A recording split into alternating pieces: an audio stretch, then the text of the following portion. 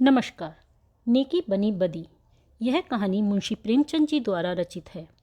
मेरे दफ्तर में 4 चपरासी थे। उनमें एक का नाम गरीब था। बहुत सीधा, बड़ा आज्ञाकारी, अपने कामों में चौकस रहने वाला, घुड़कियाँ खाकर चुप रहने वाला। जैसा नाम वैसा गुण। मुझे दफ्तर आए 1 साल हो गया था, किंतु मैंने कभी उसे गैर हाजिर नहीं देखा था। मैं उसे 9 बजे दफ्तर में अपनी दरी पर बैठे देखने का आदी हो गया था। दफ्तर में गरीब की दशा बहुत खराब थी। पदोन्नति का अवसर आता तो बाकी तीनों चपरासी नंबर मार ले जाते। गरीब को कोई पूछता भी न था। शेष तीनों चपरासी 10-10 रुपये वेतन पर थे, पर बेचारा गरीब 7 रुपये पर ही अटका हुआ था। मुझे उस पर दया आती थी। एक दिन बड़े बाबू ने गरीब से अपनी मेज साफ करने को कहा। वह तुरंत साफ करने लगा, परंतु दबात उलट गई, स्याही फैल गई। बड़े बाबू गुस्से में आ गए। बेचारा गरीब चुपचाप डांट सुनता रहा।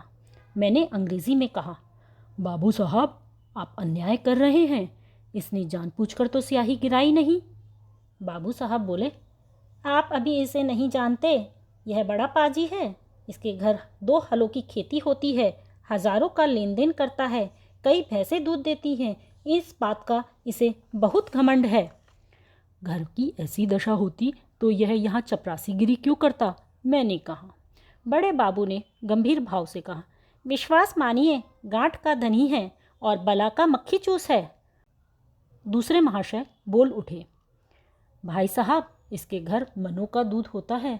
मनो ज्वार, चना, मटर होती है, लेकिन यह कभी यह नहीं सोचता कि थोड़ा सा हम लोगों को भी दे दे। यहाँ इन चीज़ों के लिए तरस तरस कर रह जाते हैं, तो फिर क्यों ना जी चले। फिर सब कुछ इसी नौकरी की बदौलत तो हुआ है। एक दिन गरीब से बातचीत होने पर उसने बताया उसके घर खेती किसानी है, गाय भैंसे भी हैं। तब मैंने उससे पूछा, दफ्तर के बाबू लोगों को भी कुछ खातिर करते हो? गरीब ने दीनतापूर्वक आश्चर्य से कहा, हजूर, मैं सरकार लोगों की क्या खातिर कर सकता हूँ। खेती में जौ, चना, मक्का, ज्वार, घास पात के सिवा और क्या होता है। आप लोग राजा हैं। ये मोटी छोटी चीज़ें किस मुंह से मैं आपको भेंट करूं? मैंने उसे समझाया, भला एक दिन तो कुछ लाकर देखो, लोग क्या कहते हैं। दूसरे दिन गरीब आया तो उसके साथ 3 हष्टपुष्ट युवक भी थे। 2 के सिर पर 2 टोकरियां थीं, उनमें मटर की फलियां भरी थीं। एक के सिर पर मटका था जिसमें ईख का रस था। तीनों युवक ईख का एक एक गट्टा कांख में बांधे हुए थे। दफ्तर के चपरासियों ने व अन्य कर्मचारियों ने गरीब को घेर लिया। कोई ईख लेकर चूसने लगा। कई आदमी टोकरों पर टूट पड़े। इतने में बड़े बाबू भी वहां पर आ पहुंचे।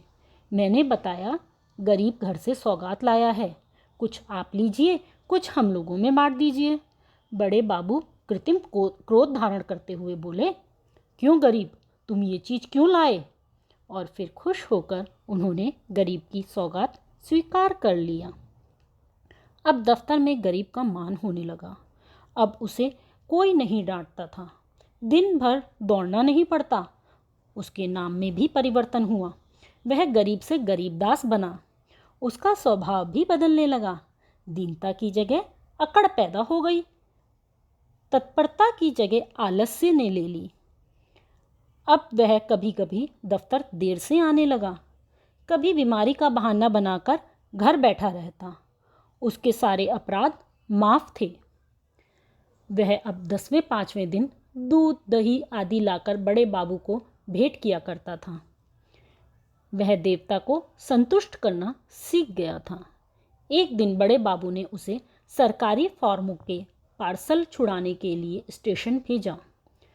कई बड़े बड़े पुलिंदे थे जो दफ्तर तक ठेले लेकर आ गए। गरीब ने ठेले वालों से 12 आना मजदूरी तय की थी। जब कागज़ दफ्तर तक पहुंच गए तो उसने बाबू से 12 आने वसूल किए, किंतु ठेले वाले को अपना कमीशन भी ले लिया, जिसे देखकर लेखक दंग रह गया। यह वही गरीब है जो कई महीने पहले सत्यता और दीनता की मूर्ति था। मुझे यह स्वभावांतर देखकर अत्यंत खेद हुआ। उसका उत्तरदायित्व किसके सर पर था? मेरे सिर पर। मैंने उसे ध्रुव का पहला पाठ पढ़ाया। मैंने प्रतिष्ठा का मार्ग दिखाया, क्योंकि वास्तव में वह उसके पतन का भयंकर मार्ग था।